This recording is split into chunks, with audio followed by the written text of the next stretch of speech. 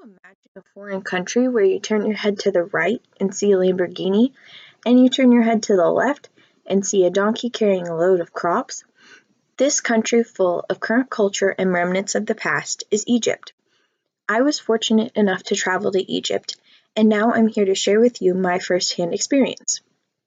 Today, I'm going to inform you of the intriguing current culture of Egypt.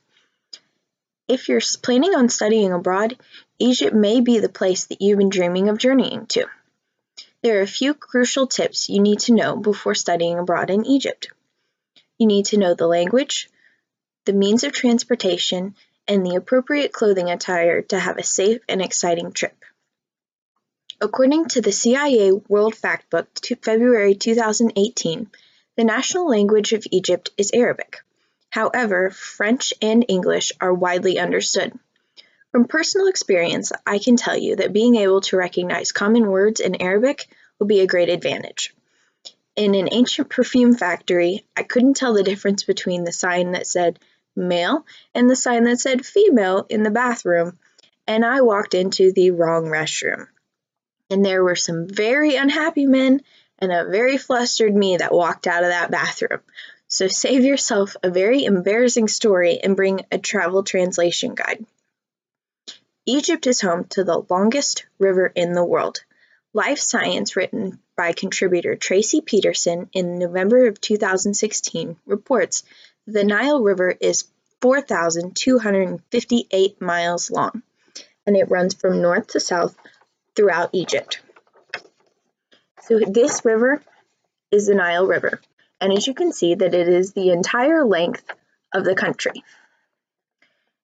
And some of the most famous cities including Cairo, Luxor, Alexandria, and Aswan lie along the coast. So you'll be spending a lot of time traveling the Nile River while visiting these can't-miss cities.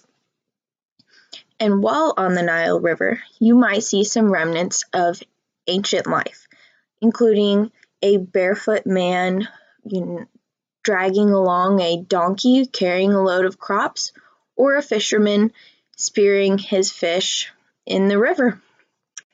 Or you might see some current parts of modern society on the Nile, including McDonald's.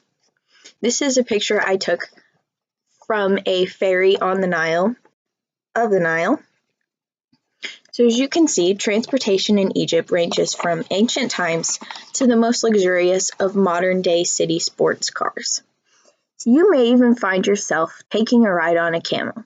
And as you can imagine, it's very important to dress in clothing that makes it possible to ride on a camel's back.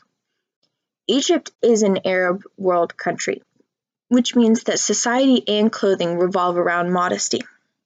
Clothing is worn to conceal the body.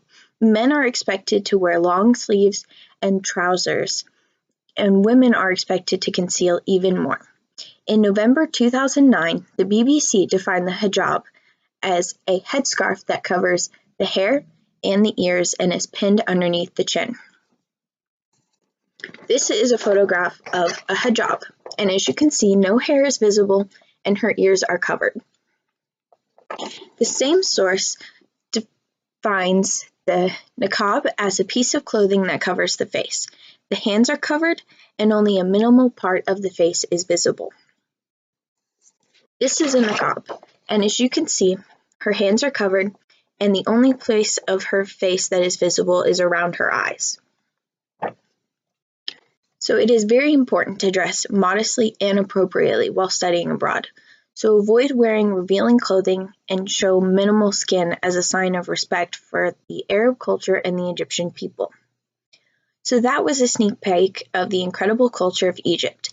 There's so much for you to explore on your study abroad journey, and I hope these tips make your trip even more magical.